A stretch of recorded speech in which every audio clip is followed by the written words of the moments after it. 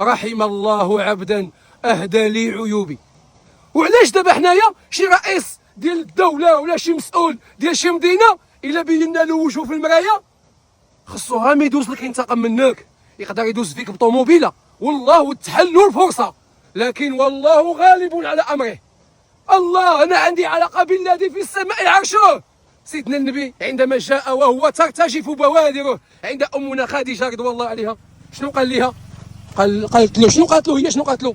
قالت له والله لا يخزيك الله أبدا.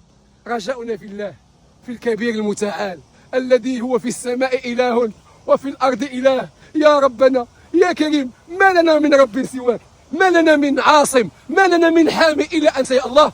اللهم إنا نجعلك في نحورهم ونعوذ بك من شرورهم.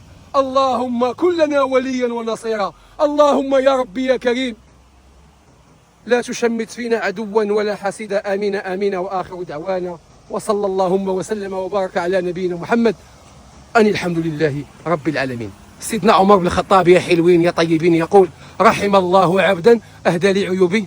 وأنا صراحة في هذا المجتمع تعايشت فيه وشفت بزاف وتخالطت مع ناس منهم سياسيين. أنا واحد الرئيس ديال المدينة ديالي، ما تضحكوش عليا، خذوا هذاك المفيد وتراكوه، خذوا هذاك الشيء اللي ينفعكم.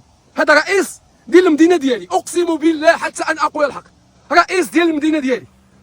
كنت بفضل الله عز وجل السبب واحد الشارع بفضل الله عز وجل هذا عبد ربه بالتضحيه ديالنا باذن الله. الله سهل فينا، جا الشوينطي حتى للحي ديال عمر النحيلي.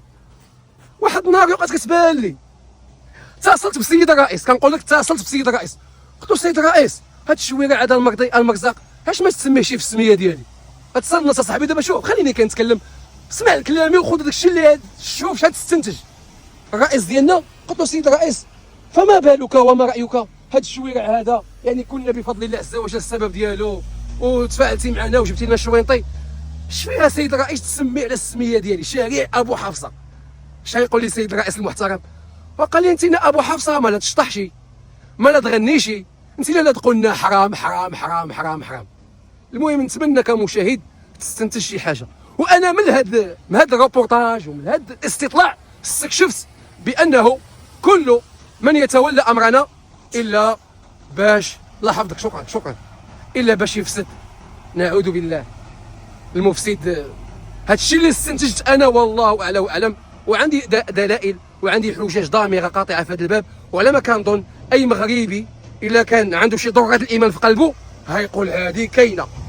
عمرك المشاهد المغربي سمعتي شي برلماني